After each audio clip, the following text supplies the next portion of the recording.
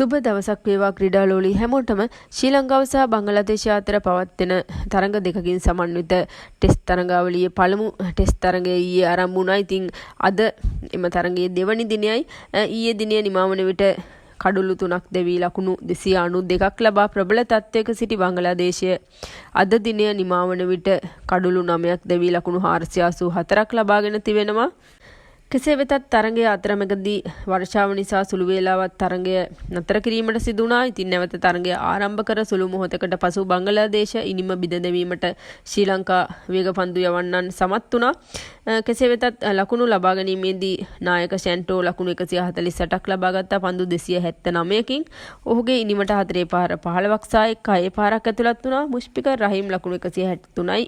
පන්දු 350කින් ඔහුගේ ඉනිමට 4 පාර 9ක් සහ 6 පාරක් ඇතුළත්. ලින්ටන් දාස් ලකුණු 90ක් ලබා ගත්තා පන්දු 350කින් ඔහුගේ ඉනිමට 4 පාර 11ක් සහ 6 පාර 1ක් ඇතුළත්. ශතක දෙකක් ලබාගෙන සිටි නායක ෂැන්ටෝ සහ මුෂ්ෆිකර් රහීම් දවා ගැනීමට අසිත ප්‍රනාන්දු සමත් වීමත් සමග බංගලාදේශ ඉනිම බිඳ වැටීම පටන් ගත්තා. ඉතින් තරිඳු රත්නායක ලින්ටන් දාස් ලකුණු 90ක් ලබා සිටියේදී දවා ගැනීමට සමත් වුණා. ඉතින් කඩුළු ලබා ගැනීමේදී අසිත ප්‍රනාන්දු ලකුණු 80ට කඩුළු 3කුත්, මිලාන් රත්නායක ලකුණු 38ට කඩුළු 3කුත්, තරිඳු රත්නායක ලකුණු 196ට කඩුළු 3කුත් බිඳ දැමීමට සමත් වුණා. කෙසේ වෙතත් මෙවැනි ලකුණු පුවරුවක් බංගලාදේශය ලබාගත හැකි වූයේ ශ්‍රී ලංකාවේ දුර්වල පන්දු රැකීම හා උඩපන්දු අතහැරීම හේතුවෙන්.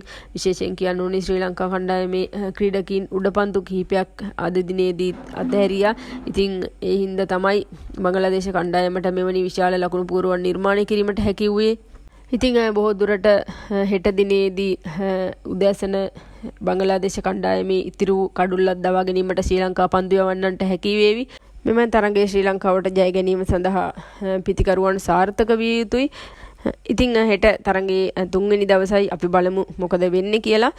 ඉතින් හෙට දිනේදී තොරතුරු අපි ඔයාලට අරගෙන එන්නම්. අපේ channel එක subscribe කරලා තියාගන්න.